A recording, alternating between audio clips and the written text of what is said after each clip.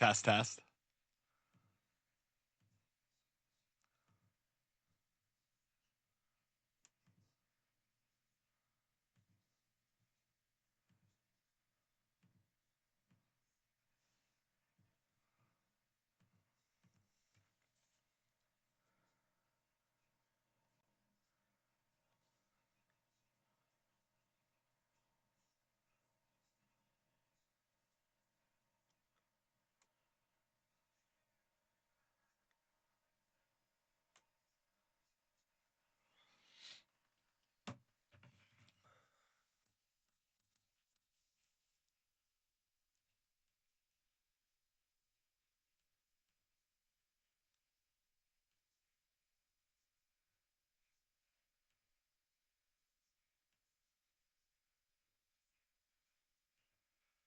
Joseph, what up, dude?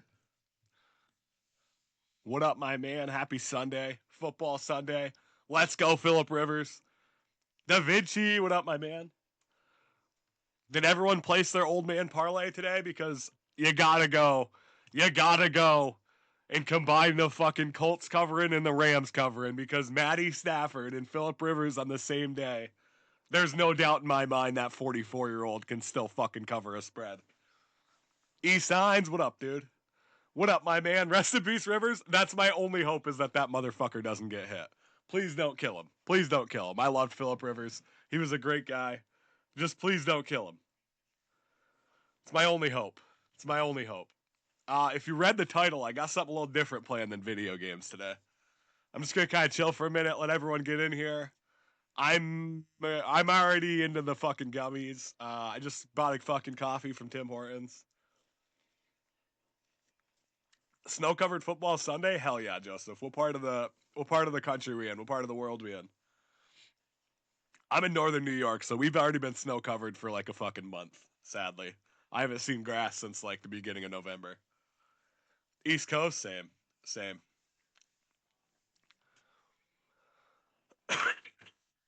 same, same, same.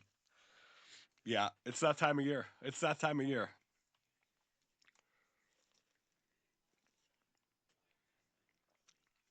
So what I would like to do is I have a couple players in mind that I'm gonna start up with. Artie High's draft pussy got himself a coffee. Sounds like a good Sunday. Smooth W. W. I got a couple guys in mind that I'm gonna start off with, and then I'm gonna let everyone in chat like give me players, coaches, stuff like that to just kind of improv with and roll through for a couple hours, and just fucking give my version of a sideline interview. Sofos, no problem, my man. Anyone good with smooth is good with me, Sofos. Smooth knows. Smooth knows. We just vibe around here. We just vibe. We try to put out good content for the people who like that kind of vibe, and anyone who doesn't can go fuck themselves, you know? W Smooth, WE signs, W Boys. And a sub? Jeez. Jeez. Let's start it off right. A sub from our man Sofos, W Sofos. Ask Kevin Patullo why he's shit at play calling. I will do that. Sharon Moore's a giant pussy, Smooth. Sharon Moore's a giant pussy. Let's just be real.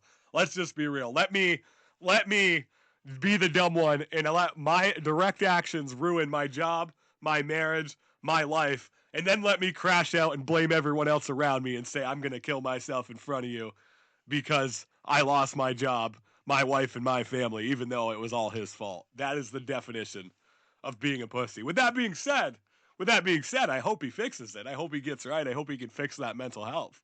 Like obviously he's crashing out, he's going through something traumatic. But also, let's not let's not act like Sharon Moore and cause all those problems for ourselves and then expect sympathy when we crash out like an absolute psychotic piece of shit.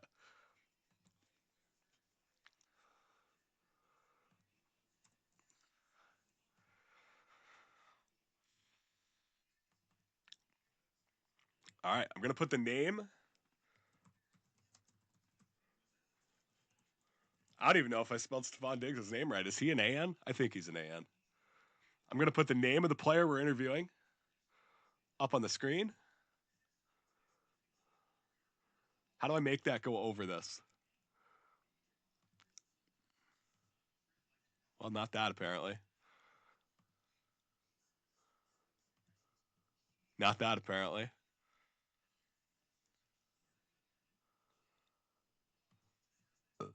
Not that, apparently.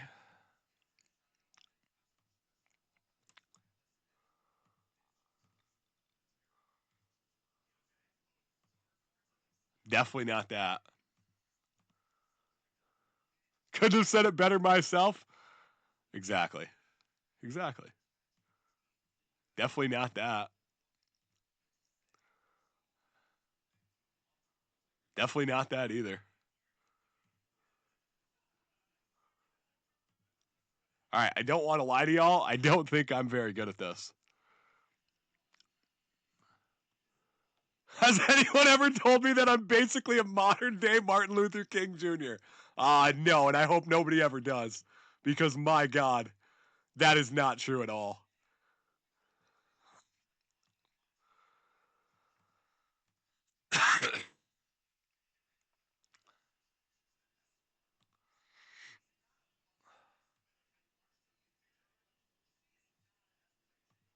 Monkey Man, what up, dude?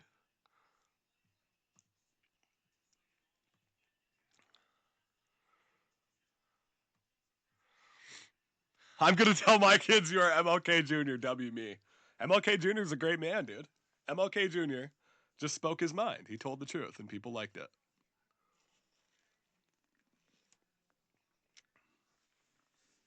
All right, Stefan. Hey, can I get a sideline interview? Yeah, absolutely. Okay, 99 overall Ginger here. Stefan, what's it gonna feel like today, going up against your old team, the Buffalo Bills, and facing your former quarterback, Josh Allen? Well, I mean, look, Josh was a great quarterback. He was a great guy, but it's going to feel really good to face my old team today. They didn't target me enough when I was in Buffalo, unfortunately. I was an absolute fucking superstar. I was a stud. I was the greatest talent they've ever had at wide receiver since probably ever when I think about it. Maybe Andre Reed, but probably ever. And they thought that the team was bigger than me, Stephon Diggs, when in reality it wasn't. So it's going to feel good to go back there today and drop 94 catches on their head, 6 touchdowns, and let the New England Patriots win by 72. Oh wow, Stefan, that's some really, really, really good insight there. But I'm just wondering, did you catch CTE last week? I mean, that does not seem to be what it was like when you were in Buffalo. From our perspective, from like a fan of football, it kind of seemed like you had it really good there. It was a really good coach, a good organization, and arguably the most talented and best quarterback in the NFL. And you decided that because you weren't getting enough targets, you were going to cause an absolute hissy fit and get your way out of there. And then you went to Houston and didn't really accomplish anything there other than kind of like, getting hurt. So anyway, that's how we see it as fans. I mean, you really think that's how it went down in Buffalo? Yeah, man, you guys just don't understand because you've never lived it. If you were as rich as me and you were on a yacht with Cardi B and a bunch of other bitches shaking their ass for me, you would realize that I really am him. I'm Stefon Diggs, and you're just some fat ginger loser interviewing me on the internet. So that's why you can't comprehend the anger that I had in Buffalo, because when I was in Buffalo, they didn't understand that I was Stefon Diggs. They were talking about Josh Allen like he was the second coming of Tom Brady. Without me, Josh Allen was absolutely fucking nothing. I made that guy. All right, Stefan, I'm going to cut you off right there because that's absolutely fucking ridiculous. You are talking crazy. It appears Stefan does have CTE, but Stefan, anyway, can we just change the subject, okay? We get it. You're going back to Buffalo today. You think you're going to have a huge game. I'm really hoping the Bills kill you by, like, I don't know, 25, 28, but they probably won't. You're probably going to beat them, and the Patriots are going to be back, and it's going to make me really sad because fuck the Patriots. But anyway, flipping the script. Uh, you did get Cardi B pregnant. What does it feel like that you're about to be a father and the mother of that baby has been ran through by most of the African American community? How does that make you feel? Yeah, I mean, but like she's hot though, and she's famous. And if you were Stephon Diggs, you'd understand that. You know what I mean?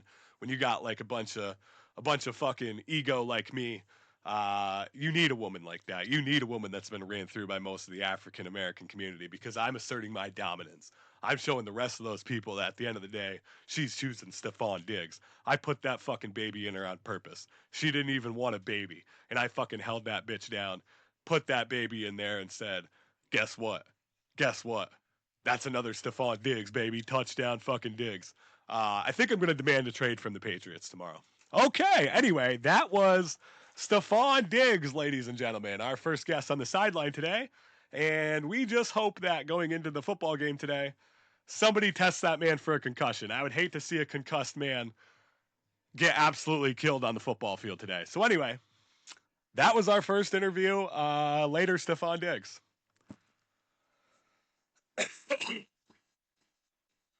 anyway, anyway, what do we think, boys? Yay, nay? Yay, nay. I'm picking the second one. I wanted to do the first two. I wanted to do the first two, and then I'll let you guys on Twitch start giving me the ideas. Jesus Christ, impregnated Cardi B and then saying touchdown Diggs is the funniest thing I've ever heard. W.U. Scott. W.U. Scott for being nice. I don't know if it's the funniest thing I've even said this week, but we'll take it. We'll take it.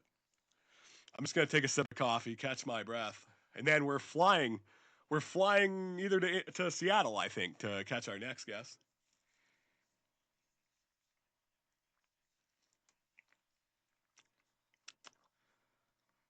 Clutch down, touchdown Diggs. Again, this is comedy. It's my attempt at comedy. I don't actually think anything badly about these people. Stephon Diggs is a professional athlete who makes millions of dollars, and I am some fat guy who plays video games on the internet. So, like, I understand that in the grand scheme of life, but it's still fun to joke about. Let's get the next guy.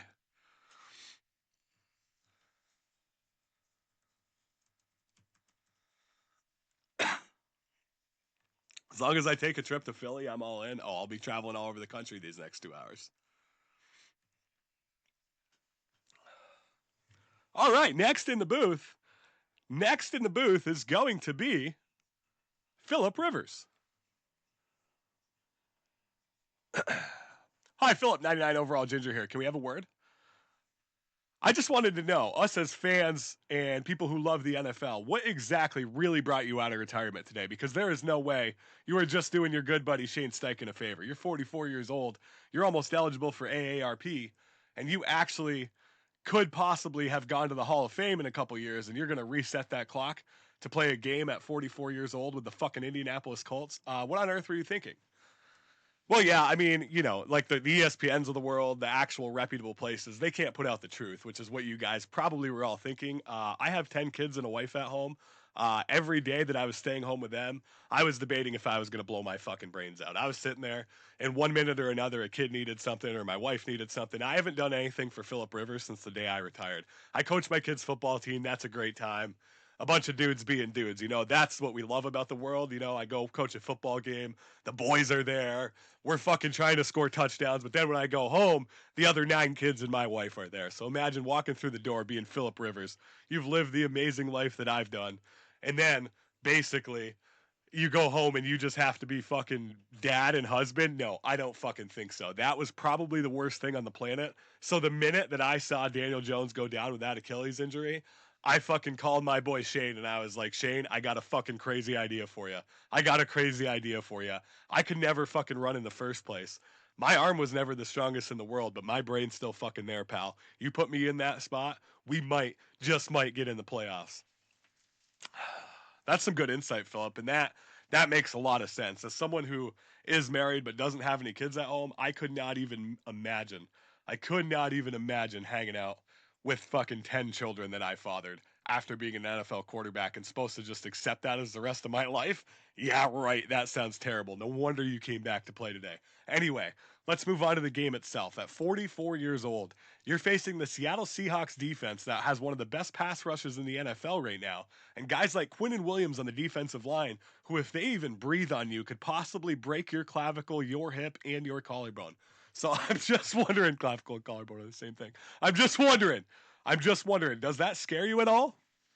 No, not really. You see, I'm Philip Rivers, and I think very quickly on my feet, and I don't think anyone's going to get near me today. Did you ever watch Tom Brady play football when he was 40? You snap that thing, you throw it within 1.5 seconds, and if the first read's not there, I spike that thing into the ground because we're not going to get murdered on the football field, and we don't want to turn the ball over. So we take the incompletion, and we move on to the next play. We do that enough throughout the game. A punt's not the end of the world. We have a great defense in Indianapolis. We have a great running back in Jonathan Taylor. I'm hoping most of the day I can just do do this. I mean, we work out of the shotgun, but I'm hoping it's mostly just like me dropping back, hut, and then handing it off to Jonathan Taylor. And then he takes that thing to fucking Pound Town. And maybe even use a hard count. Like, I'm going to win this game with my brain today. We might just line up on like a 3rd and 4, and I hit him with a fucking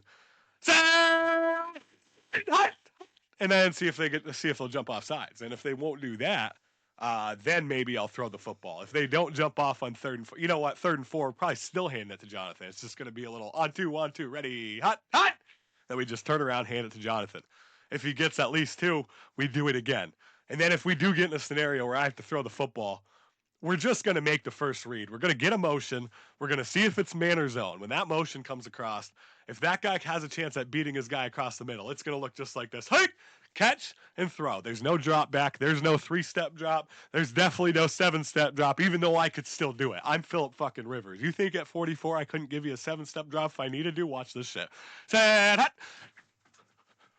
I'm there.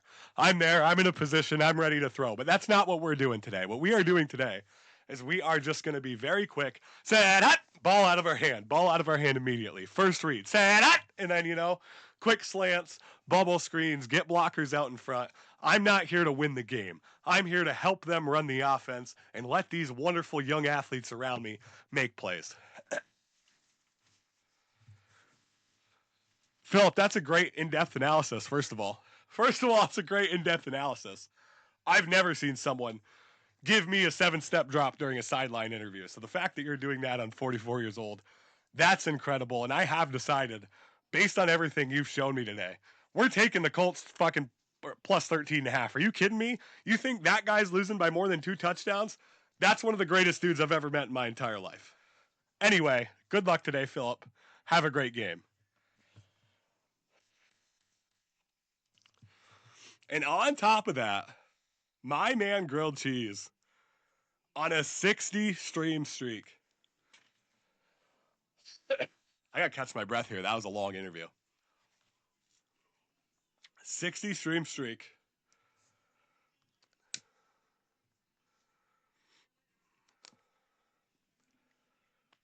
What do you know? My man Grilled Cheese, 60 in a row. May that man's fucking energy burn longer and brighter than this here candle. Not impressive. It lets you save it if you miss a day. Then where's yours, Zoimo? You hate on Grilled Cheese ever again, Zoimo? And I will fucking drive to Connecticut and slap you in the face myself. I don't know if I'm going to top that Philip Rivers interview. Scott, how was the hard count? Rate the hard count on a scale of 1 to 10.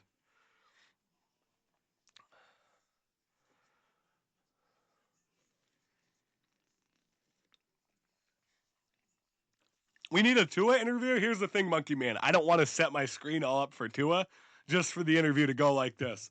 Hey, Tua, can I get an interview with you on the sideline? I mean, that would be pretty much the extent of that interview. Anyway, stonerism for Monkey Man. Let me think. I can't think because there's weed in my drink. Cheers, Monkey Man. You're the man.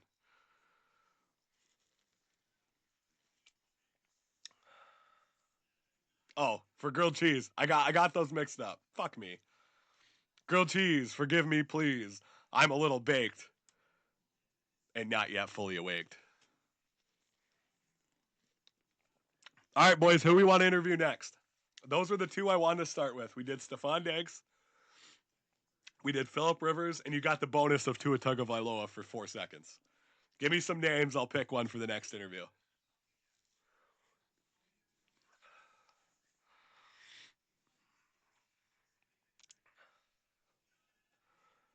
Drake MVP, man. We might get to that one eventually, but I want to skip. We already did a Patriot.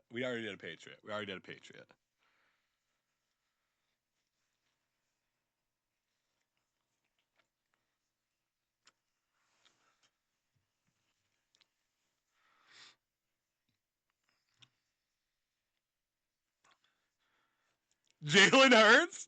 I'll do a Jalen Hurts one.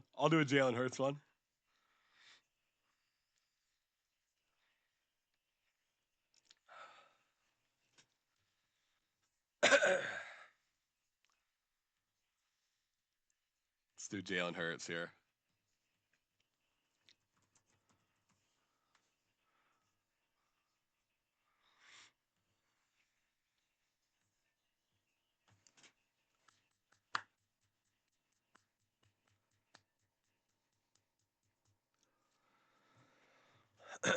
Jalen, 99 overall Ginger here. Can we get an interview before the game today?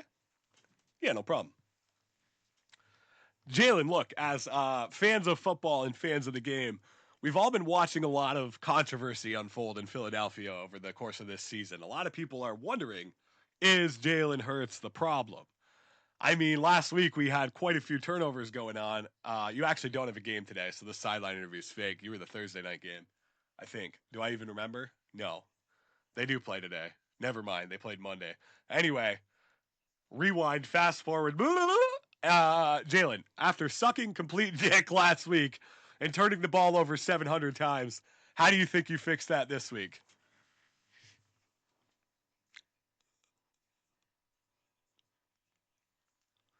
A wise man looks forward, not backward.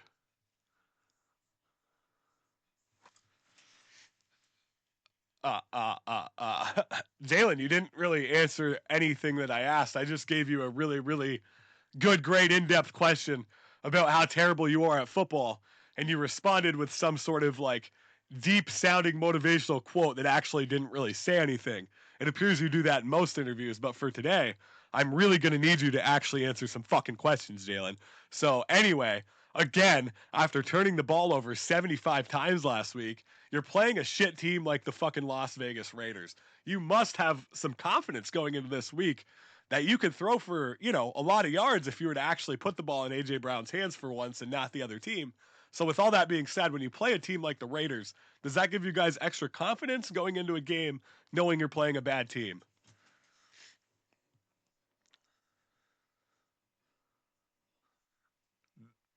The opponent is only found inside of us.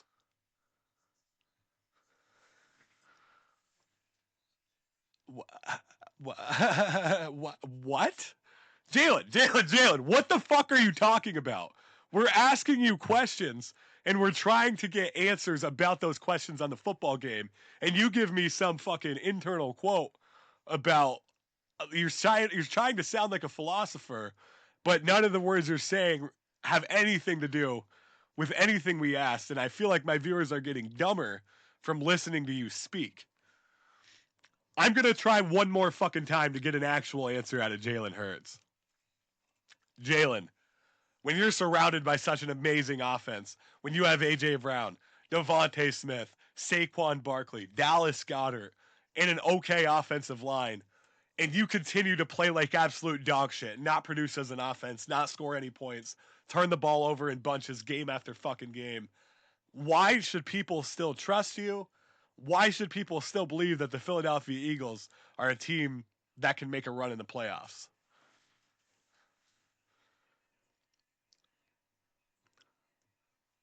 Have faith. All right, you know what? Fuck you. Okay, this interview's over. That fucking guy, that Jalen Hurts guy, every interview that man's ever said, he tries to be a wannabe Nick Saban sounding fucking angel from heaven, and he actually just won't answer any questions that anyone asks. That's so rude. I was trying to do an interview for the boys, and he just gave me those fucking nonchalant answers. And if you didn't get that bit, you don't know Jalen Hurts. Antonio Brown, Zoimo. Here's the Antonio Brown interview. It looks exactly like the fucking Tua Tagovailoa interview. Antonio Brown, can I get an interview? That's the Antonio Brown interview. That guy can't even put together one coherent thought. So there's no way I could interview Antonio Brown. He hasn't had a coherent thought since 2008. The guy fucking, the greatest thing he ever did was play football, and the worst thing he ever did was try to think. That guy he makes me dumber by the fucking day just looking at him. Who else? Who else? Who's next? Who's next? Who's next?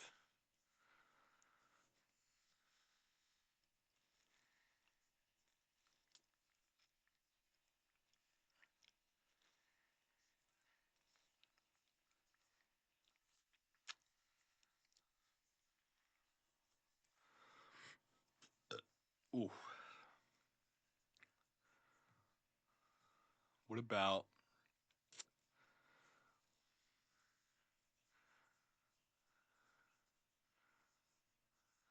Santa Claus? That's not a football player. Max Crosby? I'll do Max Crosby. I'll do Max Crosby. Yeah, stay tuned for this one.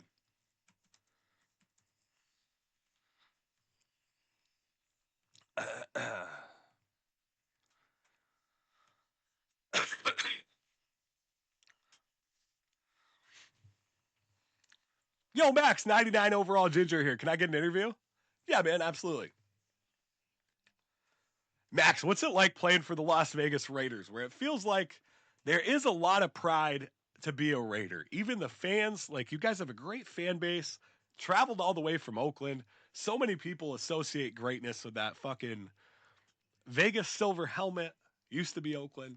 But you guys actually aren't relevant on the football field and haven't been your whole career there. What is that like as a player as great as yourself? I mean, it sucks ass. It's not very fun. It's very cool to be part of such a historic team like the Raiders. But the problem is, every time I show up to camp, I think we're going to have a chance because, to be honest, the ownership and everything seems bought in. They're willing to spend money. They're bringing in big names to coach. But for some reason, we can't pull it all together. And when I'm out there busting my ass, whistle to whistle, every single play, getting tons of sacks, tackles for loss, at the end of the game, we still can't score any points and win any football games. It's getting kind of frustrating. I'm committed to the rebuild, though. I want to turn around the Raiders because of all those things you said. Historic franchise, the fans are great, and they fucking deserve it. So you know what? I'm not taking the pussy way out. I'm going to be here until we get the fucking guys in here that bring the Max Crosby fucking attitude. You got to show up ready to fuck someone up every time you play. Patrick Mahomes, I ain't scared of that pussy. Fucking Denver Broncos, are you kidding me? Bo Nix can suck my dicks. AFC West isn't that good.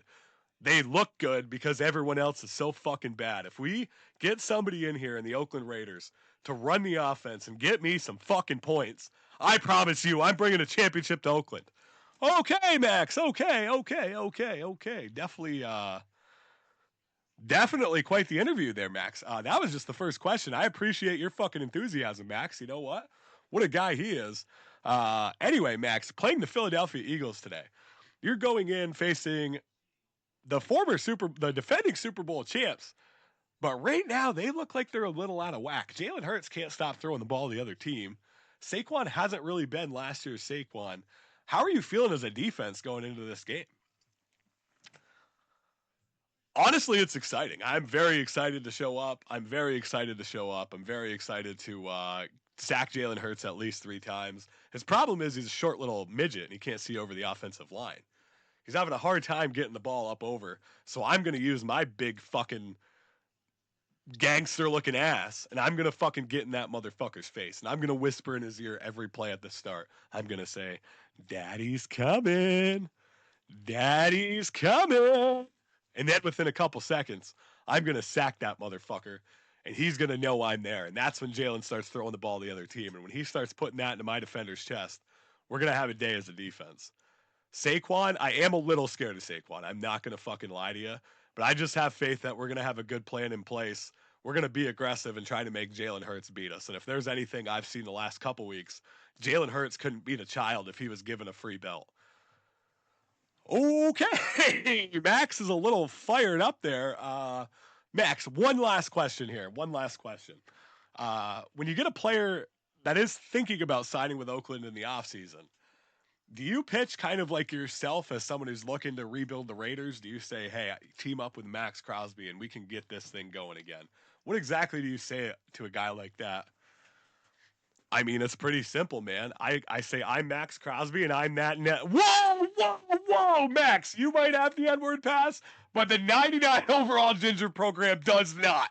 Anyway, Max Crosby, y'all. What a fucking guest. What a football player. Whoa, though. Whoa. Max has the N pass. I don't, so we had to cut him off there. Anyway, hopefully the Raiders show up ready to play against the Eagles today.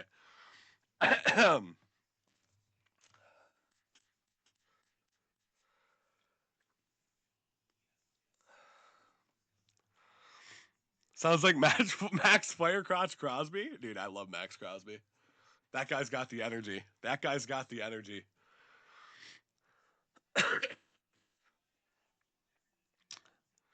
All right, who else? Who else? Who else? Who else? Who else? Who gave us Max Crosby? Oh, Joseph. W. Joseph. W. Joseph.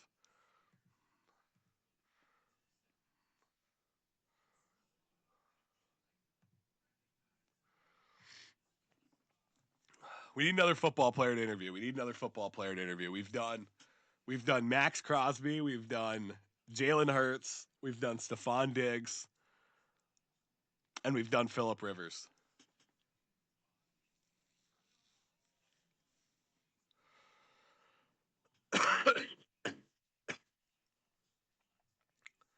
God damn.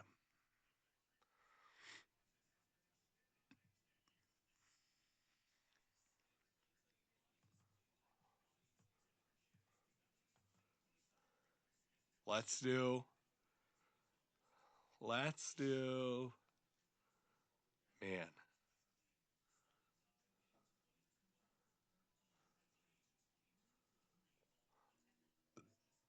Miles Garrett? That's a good one. I can do Miles Garrett.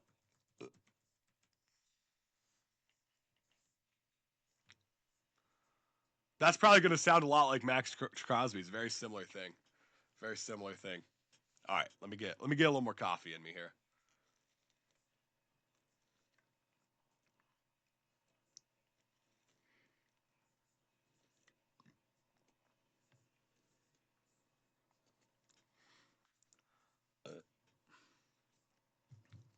Miles, 99 overall ginger here. Can I get an interview? Yeah, man, whatever. Miles, what's it like being such a dominant player? You're probably going to break the single season sack record. Everybody knows you're literally that dude, one of the best players in the NFL. Anyway, what's it like knowing you're never going to play one meaningful football game in your entire career because you are playing for a dumpster fire franchise like the Cleveland Browns? I mean, everything you said is true and correct, and I would love to give you my real answer, which is that I I hate it. It absolutely sucks. I go out on that field every day knowing I'm going to get triple teamed. I'm going to beat my triple team and get sacks, and nobody else on the team is going to do anything on offense or defense. Our defense overall does okay. I shouldn't shit on my brothers like that because we can play a pretty solid defense and lock up some teams, but we haven't been able to score a point for my entire career there. Now, with all that being said, I am here for multiple years, so I'm going to continue to have hope. I honestly think Shador Sanders could be the answer. I think Shador could actually go out there and lead us to some wins next season after he gets an off season of practice. You know, just like you said, that was after one game. Wait till I get more practice. You know what I mean? Fucking supposed to be our franchise quarterback, and in his first fucking post game interview, he's talking about practice. Practice. He's talking about practice. Not a fucking game. Not a game. Fucking practice. Anyway, yeah, I do think he's got potential. I think we could start winning some ball games. So I'm going to continue to have hope because I'm here as for long term and I signed for millions and millions of dollars. So realistically, I can't fucking give you that real answer and complain because I took the money and I knew what I was signing up for by playing for this dumpster fire of an organization. Miles, that's a very good first response. Thank you so much for the in-depth analysis of how you feel about your position on the Cleveland Browns. But I want to touch on something you brought up. You brought up Shador Sanders. Shador is a very controversial figure. He got kind of passed over for a long time in the draft, fell very far. Seems that some people think he would be a distraction, but so far on the football field, there's been a lot of really positive signs. So what's Shador like, you know, as a teammate and as your starting quarterback? Listen, man, I'm going to give it to you straight. It's exciting as a defensive lineman to actually look up and see someone running the offense and actually see us moving the ball and scoring some points for once. So as a teammate, I would say, Shador is good in that aspect, and the aspect of my offense is finally putting a point or two on the board and giving me a little hope that we could win a game or two. If it wasn't for that fucking idiot coach Kevin Stefanski letting us call a reverse fucking jet sweep wannabe pass on a 2 point conversion last week, we could have tied that ball game. Could you imagine throwing for 4 touchdowns, pulling that quarterback on the only play of the game that matters at the time, that 2-point conversion, and not even having that guy on the field. If that was anywhere else, that guy should have been fired immediately on the spot. But for some reason, Kevin Stefanski has all of us idiots in Cleveland fooled. And for some reason, we think he's some sort of offensive mastermind, when in reality, so far, all he's shown is he is a absolutely fucking terrible leader of men and not a good head coach in the National. Anyway, moving on to Shador's personality a little bit. Look, even though I like what he's doing for us on the field, the kid's got to tone it down a little bit in the locker room. I can't even fucking get out of the shower and dry off without this motherfucker naked doing his little fucking watch dance in my face. You know what it's like when a fucking 6'2" man is standing on the bleachers doing the watch dance in the locker room? We're naked in the locker room. When those watches are dancing, so's his fucking junk. He's just sitting there fucking on a desk, fucking junk flopping all over. And I'm coming out of the shower trying to dry off and get home to my fucking family. So with all that being said, you know, Shador, love what I'm seeing on the field, but off the field, we got to fucking let this guy know that there's a way we do things in the National Football League. Miles, thanks again for that great answer that you gave us there. Listen, I want to touch on one of the most controversial parts of your career. That one time when you took off Mason Rudolph's helmet and then absolutely flattened his fucking skull with it. I just want to dive into that a little bit because at the time there's a lot of controversy. You actually came out and said that he called you the N-word. It seems that everybody else that did that sort of investigation ruled there was no proof of that. Only you know as a man. Did Mason Rudolph deserve that day? Look, Mason Rudolph would have deserved it anyway. When I heard that N-word come out of Mason Rudolph's mouth, I remembered every pass he had ever thrown in the National Football League, and I thought to myself, how could someone with absolutely no talent, a horrible personality, and a guy that only throws wobbly footballs be starting against me in the National Football League? And I was so disrespected by the fact that the Pittsburgh fucking Steelers thought they could throw out fucking Mason Rudolph and beat my football team that I had no choice but to send a message to the entire Pittsburgh Steelers organization and say, if you're going to put this guy out on the field against Myles Garrett, I'm going to show you what should happen to him, and that is fucking murder. So when I saw that football helmet rolling around on the field, yes, I picked it up by the face mask, I wound up, and I smashed Mason Rudolph right in the fucking skull. I did it then. I would do it again tomorrow. If I was presented with the same situation, I don't care if he said the N-word or not. The disrespect that guy has done to the National Football League, well, by continuing to get starts when he shows that he has zero talent, is such a disrespect to the game of football that if that helmet ever rolled off again, I would grab that thing, I would wind up, and I would smash the front of his fucking skull this time. He would have matching dents. The back of his head would be flat, and the front of his head would be flat. So thank you for bringing that up. I haven't got to relive that in a few years, and now that you mention it, I would fucking absolutely do it again 100 times out of 100. All right, Miles, I really appreciate the time. Go get him today.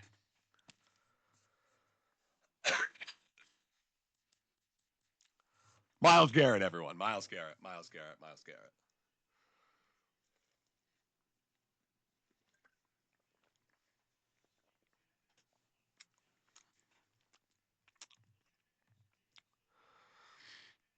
Oh. Who's next?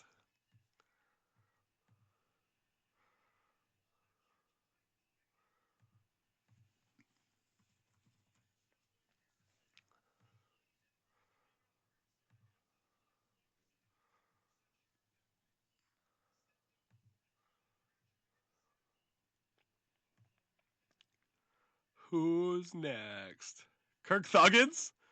Let's do it.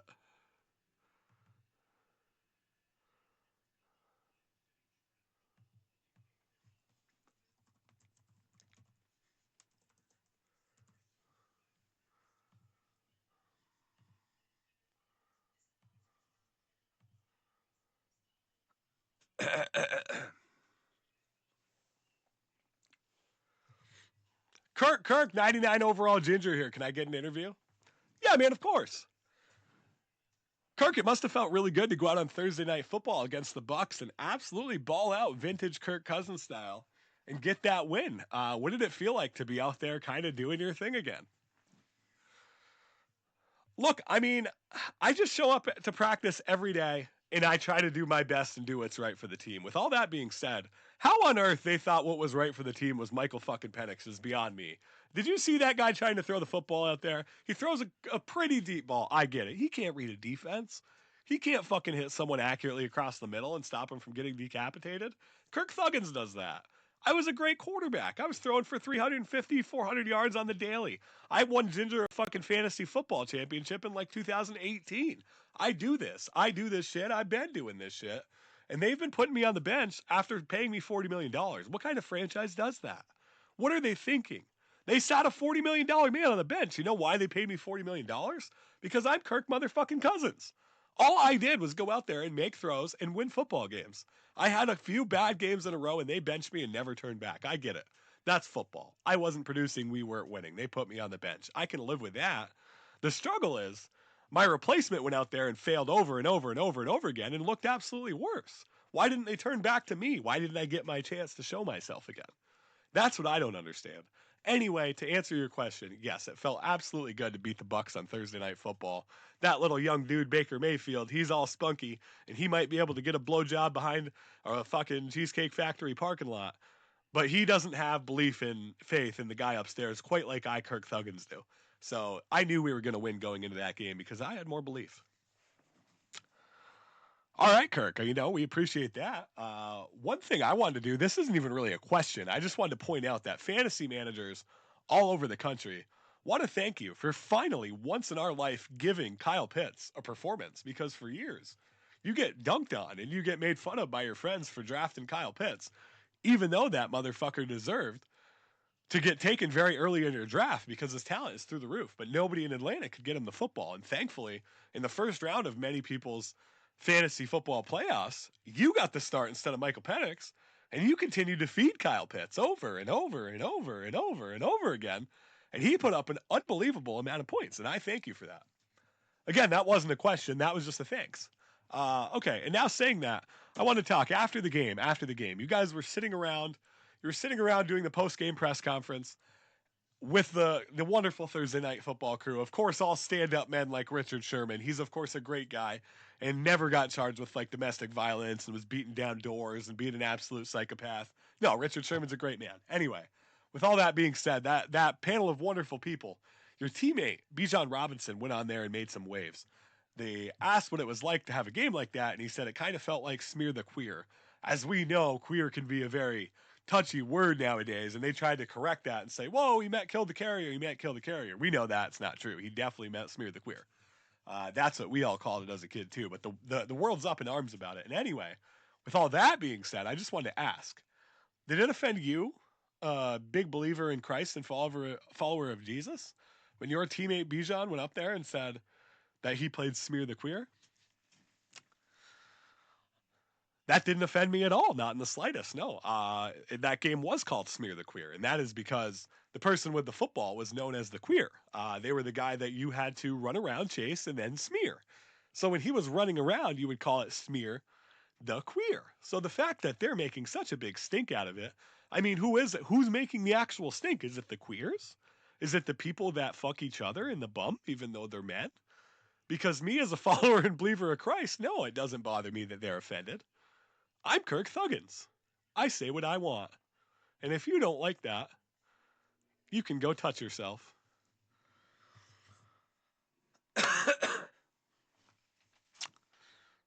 All right, Kirk, thank you again for your time, pal.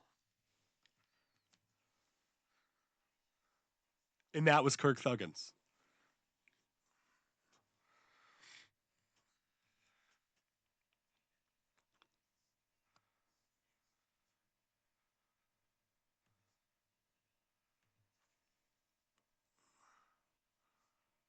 Da, da, da, da, da, da, da.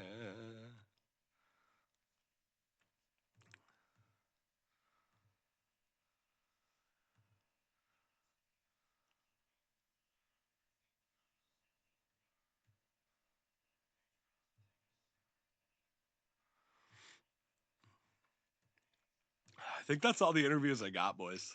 I think I'm going to call it and go watch football. Look out for that to maybe be my first YouTube video, finally, though.